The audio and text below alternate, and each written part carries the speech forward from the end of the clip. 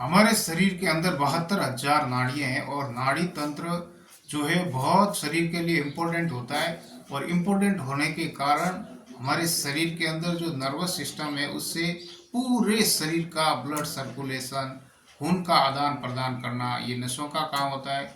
और इस नसों के जो आदान प्रदान से ही हमारा शरीर एक शक्तिशाली, ऊर्जावान और बलवान होता है। यदि हमारे शरीर के अंदर किसी प्रकार का यदि नस का कोई भी रोग उत्पन्न हो जाता है तो हमारे शरीर का पूरा डिस्टर्बेंस हो जाता है, माइंड डिस्टर्बेंस हो जाता है।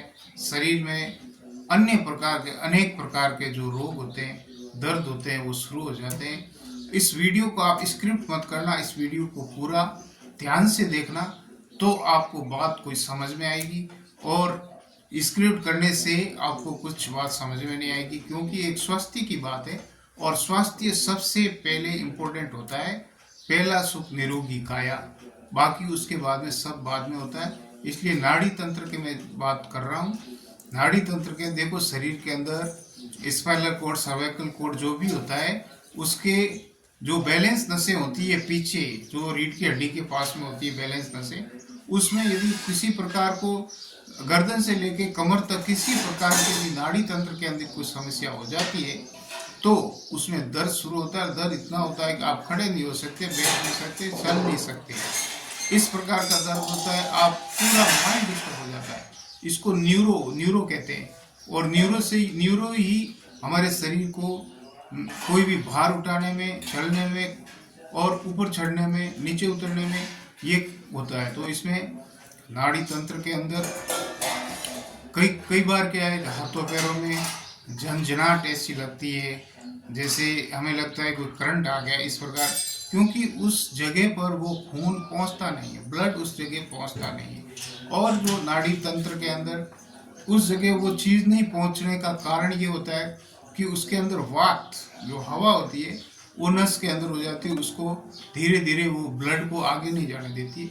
और आगे नहीं जाता है ब्लड तो हमारे शरीर के अंदर दर्द शुरू होता है। दर्द शुरू होने के बाद उस दर्द को हम सहन नहीं कर पाते और हम देखते अब नसें ब्लॉक हो गई है, अब क्या होगा।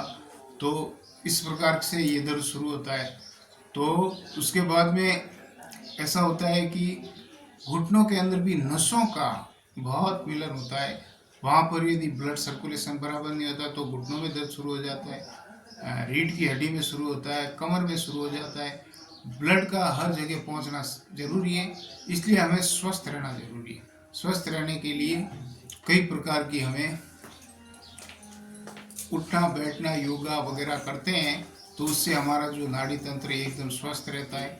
उस प्रकार से कई लोग ऐसे होते हैं जिनको लकवा उकवा हो जाता है तो उनका बिल्कुल नाड़ी तंत्र काम नहीं करता और वो सोए पड़े रहते हैं और कुछ वो मतलब अपने जीवन को एक ठप जीवन हो जाता है।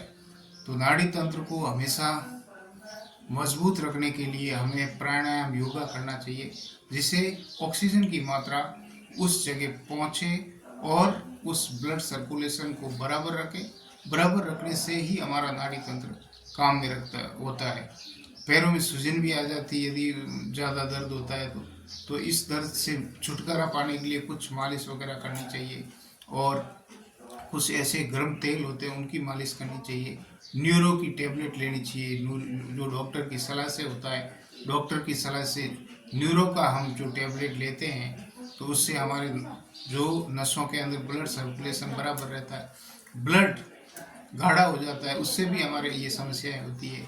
जो ब्लड गाढ़ा होने के कारण कुछ और भी समस्याएं बढ़ जाती है। इसलिए उसमें मॉर्निंग वॉक भी करना चाहिए, इवनिंग वॉक भी करना चाहिए। नाड़ी तंत्र एकदम हर समय लचीला और एक्टिव रहना चाहिए।